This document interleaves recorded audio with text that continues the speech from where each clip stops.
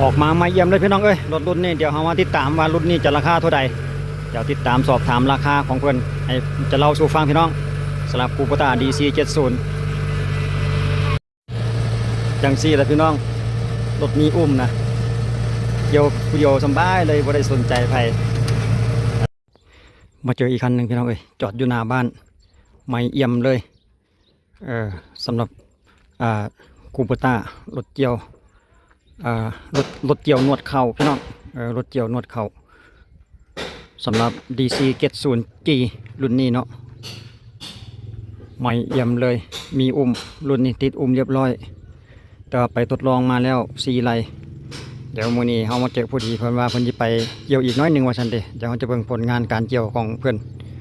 สำหรับคูปต้ารถเกี่ยวไม่เอี่ยมเลย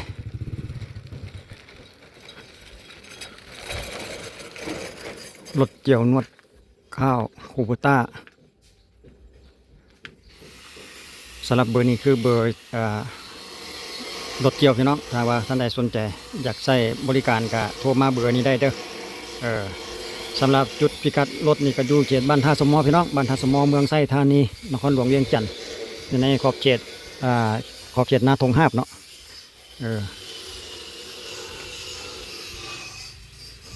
มาใหม่เยี่ยมเลยปีนี้ลุยกันมวนแท้ติดอุ้มเรียบร้อยทั้งหน้าตัดนี่ประมาณ2 เมตรรวมกว้างมันนี่เนาะหน้าเกี่ยวเดี๋ยวอีกจะน้อยเขาจะไปติดตามเบิง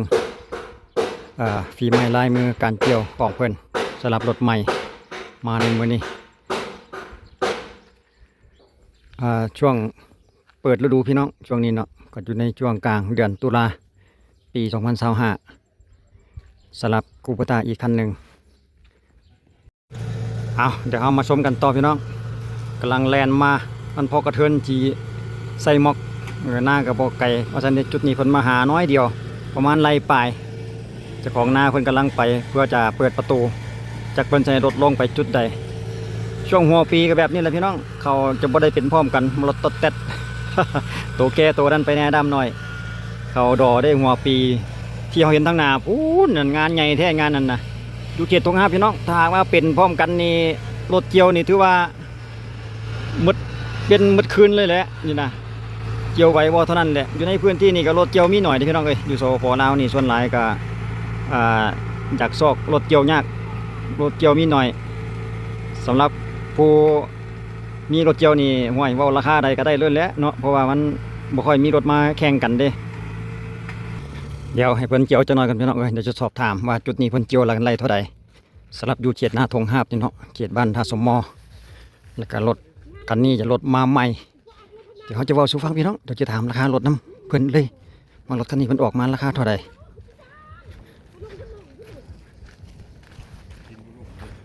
เจ้าของนากำลังมั่งหัวอยู่แป๊บหนึ่งเยี่ยมสำหรับโซเฟอร์นี่ก็เจ้าของลูกไส้เจ้าของรถพี่น้องเท่าบิดเนาะเจ้าของรถเองลงมือเองเลยเมื่อนี้ลูกไส้เพิ่นก็เชี่ยวชาญสำนานอยู่ได้เกี่ยวกับจักรยนต์กลไกไล่ปลายช่วงเปิดฤดูเก็บเกี่ยวปี2025พี่น้องเขาระบบมีจุดสิเบิ่งทางหลังจินละวะ เฮ็ดจังใดเฮ็ดหัวสักเกเรไปเลยติ เดี๋ยวให้เพิ่นเรียนไปจักนั่นก็แล้วจังค่อยเบิ่งอีกทีนึงมั่งหัวอีกด้านนึงเพราะว่าเวลาที่เอาเข่าขึ้นเอาเข่าจุดนี้นี่เด้เอามาขึ้นจุดนี้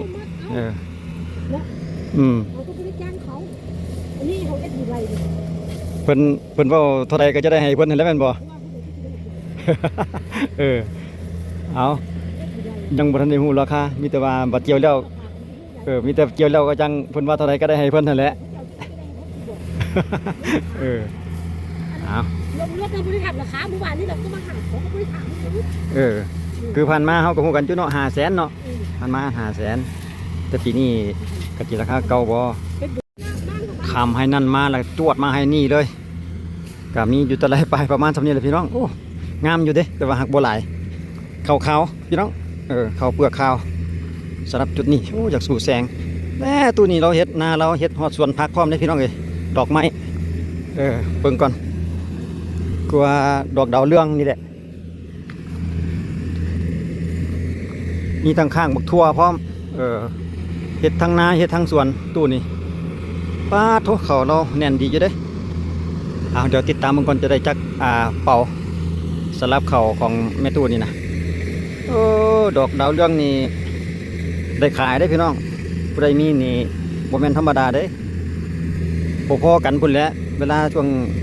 เทศกาลเฮ็ดแต่ใดนึงนี่นะหรือว่ายิบบักเบ่งวันศีลวันอันนี้นะ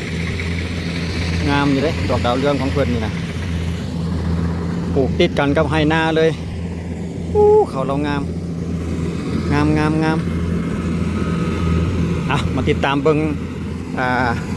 รถนวดเข่าใหม่รถเกี่ยวคูโบต้า DC 70อีกทีนึงเบิ่งลีลาการเกี่ยวของเจ้านี่ก่อนพี่น้องเอ้ยว่าเพิ่นจะเกี่ยวในลักษณะใดเปิดทั้งข้างมาก่อนเลยแลนซื้อไปพุ่นเบิ่งก่อนว่าจะกลับมาลักษณะใดหรือจะเลียนอ้อมให้เบิ่งอีกทีนึงก่อนนะรถก็ใหม่เปิดฤดูกาลใหม่อีกจะราคาเท่าใด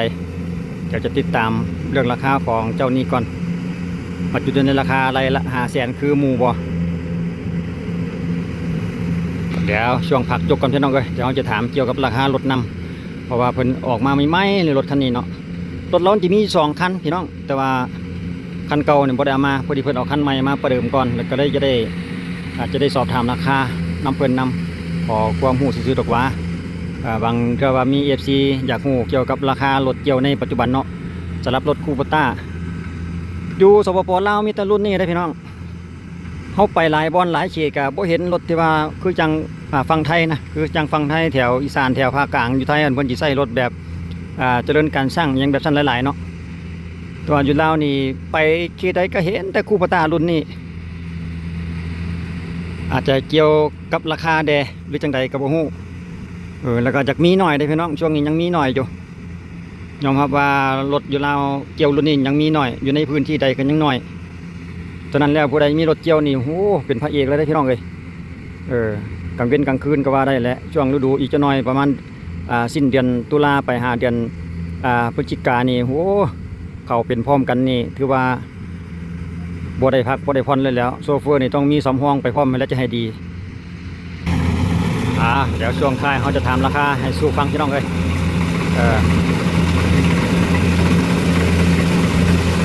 เชิบแสดงว่าลูกชายคนนี้ก็มีความเชี่ยวชาญชำนาญอยู่เด้นี่เอาเป็นจังไดนี่หยังโอ้โธ่มีรักวะ โอ้ตาดีเนาะเราบ่เห็นตัวเพิ่นเห็นคิดว่ามันเฮ็ดหยังที่สันดอกไม่เวลาจอดคือว่ามีเสียงติดๆพร้อมว่ะ เอาไอ้เบาบิดโชเฟอร์มา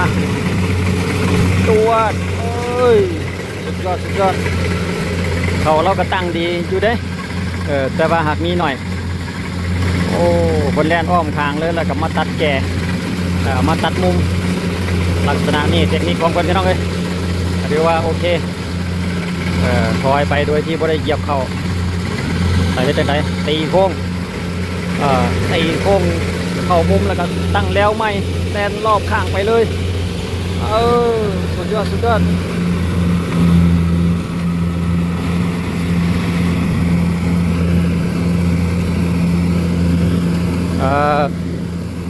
ำหรับเจ้านี่ที่ว่าใส่กันได้รถเพิ่นมี2คันนี่โอ้ฮอดูเก็บเกี่ยวอีกเดือนต่อหน้านี่ถือว่าทำงานแบบอุตรุดเลยแหละกิจการดีสำหรับผู้มีรถเกี่ยวนี่ก็ถือว่าโอเค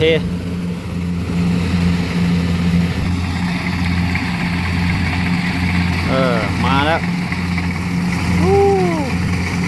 เกี่ยวแบบแลนแบบสบายเลยเนาะเพราะว่าเขามันตั้งนะ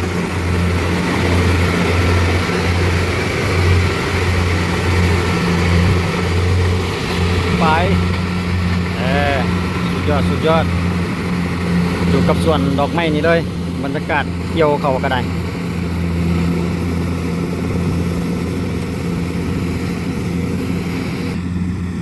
รถยังมีหน่อยพี่น้องเอ้ยเว้าเรื่องราคานี่ชาวนานี่ก็เว้าบ่ได้แล้วเนาะถ้าหากว่าเจ้าอยากติอยากนั้นหลายนี่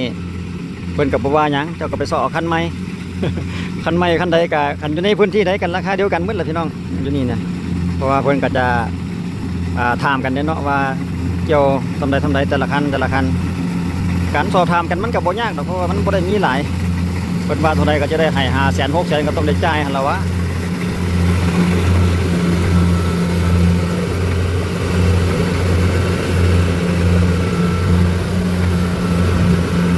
สมัยสมือนี่ก็มีรถจะใส่แบบรถเกี่ยวไปหมดแล้วเนาะอำนวยความสะดวกผมมีดอกคนสิไปเกี่ยวเขาอยากน้อยมีอยู่พี่น้องผู้เกี่ยวมือก็มีจำนวนหนึงก็มีผู้ที่ว่าเขาอยากได้เฟืองอัดไปให้งัวให้ควายอย่างแบบนั้นเนาะเพิ่นก็จะเกี่ยวมืออยู่เพราะว่าเว้าถึงเรื่องแรงงานบ่ทันต่อไปบ่มีแรงงานบ่มีลูกหลานบ่มีเงินที่สิจ้างคนเกี่ยวสินะเอารถเกี่ยวรถมันง่ายดีมีแต่ไปตากเอาแล้วก็แล้วจังซี่เพราะว่าบางคนสะบัดกันเกี่ยวมือมันหลายเรื่องยุ่งยากทั้งเกี่ยวทั้งมากู้มามัดแล้วก็มาขนไปเพื่อจะให้รถมาปั่นก็ได้จ่ายสิ้นเปลืองไปอีกบ่แม่นน้อยกันสิว่าแล้วก็ได้เอาคนเกี่ยวมือเกี่ยวเอารถปั่นหาแห้งจิเปิดหมดหลายกว่าอันเอารถเกี่ยวว่าซั่นต่อไปรถเกี่ยวบาทเดียวแล้วรถอันนั้นก็ยากแต่ว่าเฮาไปตากเอาเท่านั้นนึงก็บ่มีปัญหาเนาะกันว่าตากในช่วงฤดูนี้ก็พี่น้องเอ้ยมันก็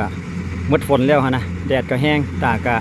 แดด1หรือว่า2แดดจังซี่นี่ก็ถือว่าแห้งสรุปได้ราคามาแล้วพี่น้องเอ้ยหน้าเขาตั้งแบบซี่นี่ก็ไร่นึง500,000 กีบราคาซ้ำเก่ากับช่วงฤดูหน้าแซงหน้าปังนั่นแหละค่าเกี่ยว500,000 กีบก็ประมาณ700 กว่าบาทพี่น้อง730 บาทประมาณนั้นเนาะต่อ1ไร่ถ้าว่าเป็นเงินไทยหั่นดอกว่าเทียบเป็นเงินไทยก็อยู่ประมาณ730 บาทต่อ1ไร่เนาะสำหรับราคารถผ่านการเฮาก็สอบถามไปแล้วว่า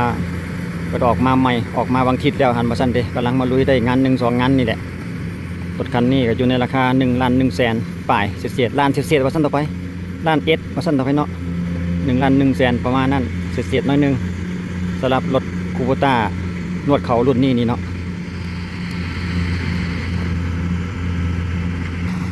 สำหรับผู้ใดที่ว่ามักเฮ็ดเกี่ยวกับไร่กับนากับกสิกรรมให้นาแบบนี้นี่โอ้มีเงินออกรถมาไว้เกี่ยวเขานี่ก็ถือว่าพอได้อยู่ได้พี่น้องเพราะว่าอยู่ในพื้นที่นี่ก็โอ้มีทั้งนาแซงมีทั้งนาปังนาปีนะพี่น้องหลังจากเสร็จนาปีแล้วก็จะต่อนาปังในช่วงสงกรานต์นะจะได้เกี่ยวอีกได้เป็นปี1 2เทื่อพุ่นละวะแล้วก็หลายได้นาอยู่ในพื้นที่ของเขตนาตรงข้ามนี่นะนาแซงขนาดหลายแต่ว่าผู้ใดมีรถนี่ก็คือว่าก็พอได้ดีอยู่ได้สำหรับคนที่ว่าเพิ่นมีรถแล้วฮะเนาะ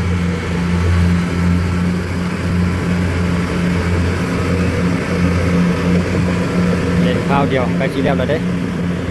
กันในมันเขามันตั้งจังซี่โอ้ยแล่นจวดๆเลยแหละบางเทื่อรับพุ่นแหละ ยันตะฉีดโซเฟอร์รับในพุ่นหรอวะความเกี่ยวมันสบายนะเขาตั้งแบบนี้นะแล้วก็หน้ามีแต่ว่าพอเป็นตมนิดนึงเว้ยแล้วก็แน่นดีหน้าเราบ่ได้ลมอีกเสียแต่ว่าหน้าเรามีหน่อยแค่มีหลายไร่นี่โอ้เกี่ยวแบบสนุกสนานเลยแหละสำหรับรถใหม่แล่นนิ่มๆแบบนี้นี่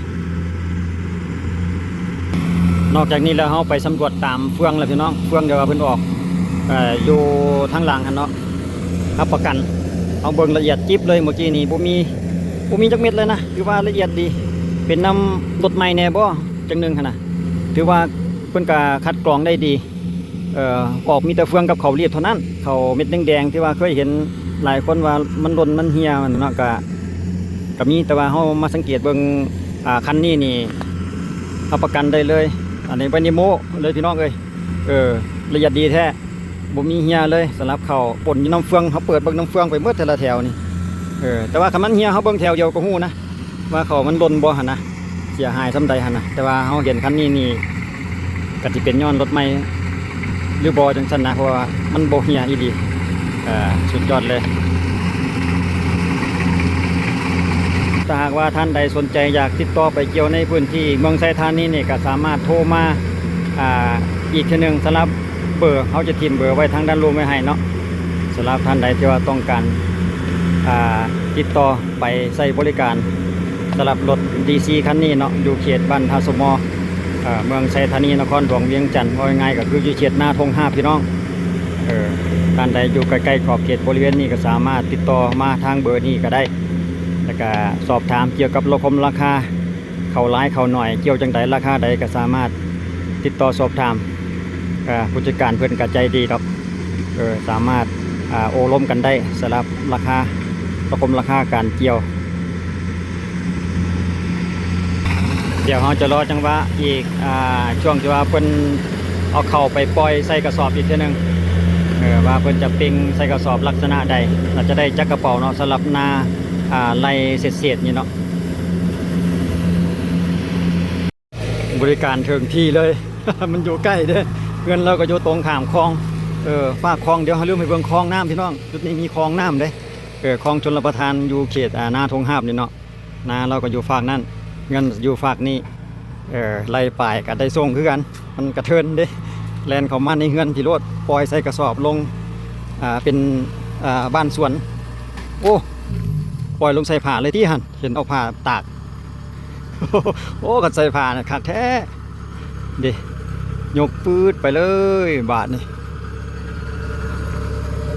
ปล่อยลงใส่ผ้าไปสิก็แห้งสบายแล้วบ่ต้องได้ถอกยากตากเลย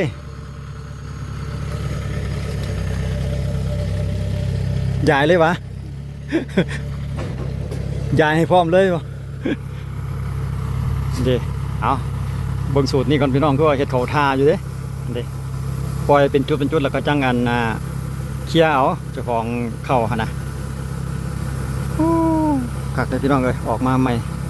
DC 70 Pro ราคาล้านเศษสุดยอดเลยมีแต่รุ่นนี้แหละพี่น้องอยู่ทางสปป.ลาวส่วนหลายก็มีแต่คูโบต้า DC นี่แหละเห็นเขาใส่แต่รุ่นนี้กันทั้งนั้นไปเขตใดก็คือกันว่าจะเป็นทางใต้ทางเหนือก็เห็นแต่รถรุ่นนี้ได้รถเจริญการช่างแบบอยู่ฝั่งไทยหันบ่มีบ่เห็นจักคันปันนี้รถแบบนั้นนะเห็นแต่แบบนี้แหละแบบนี้ก็ดีแล้วพี่น้องเอ้ยมันน้อยๆอยู่ไปง่ายมาง่ายใส่อุ้มนี่ก็สบายไปอีกแบบบ่ได้สนใจกรรมกรโซเฟอร์ไปผู้เดียวเลยเด็กย้ายไปย้ายมาอันนี้เป็นทอทรงเพิ่นนี่ก็เท่าไรนี่ประมาณ3 เมตรได้บ่3-4 เมตรนี่มั้งเนาะทอทรงมันนี่นะประมาณนั่นแหละ3 เมตรปลายหรือ4 เมตรนี่แหละความยาวของทอทรงไม่รถคันนี้พี่น้องออกมาได้ทิศแล้วแต่ว่าไปก็ไปแต่งาน1-2 งานว่าซั่นเด้ช่วงเปิดฤดูเก็บเกี่ยวปี2025พอได้ใส่กระสอบก็เลยบ่ฮู้ว่าหน้าเพิ่นนี่จะจักกระสอบบ่ฮู้ว่าเพิ่นปล่อยใส่ผ้าเลยเด้ถือว่าสำเร็จเสร็จสิ้นเอาเขาลงที่เรียบร้อยแล้วพี่น้องเอ้ยสำหรับคลิปวิดีโอนี้เราก็จบไปกับบรรยากาศของการเกี่ยวนาลายปลายก็ขอบใจทุกท่านที่กันติดตามและรับชมด้วยดีตลอดมาเอาไว้เจอกันในคลิปต่อไปสิเป็นหน้าไผ่หั่นก็ติดตามกันอีกทีนึงสำหรับคลิปวิดีโอนี้ก็ขอบใจอีกทีนึงไว้เจอกันคลิปหน้าพี่น้องสบายดี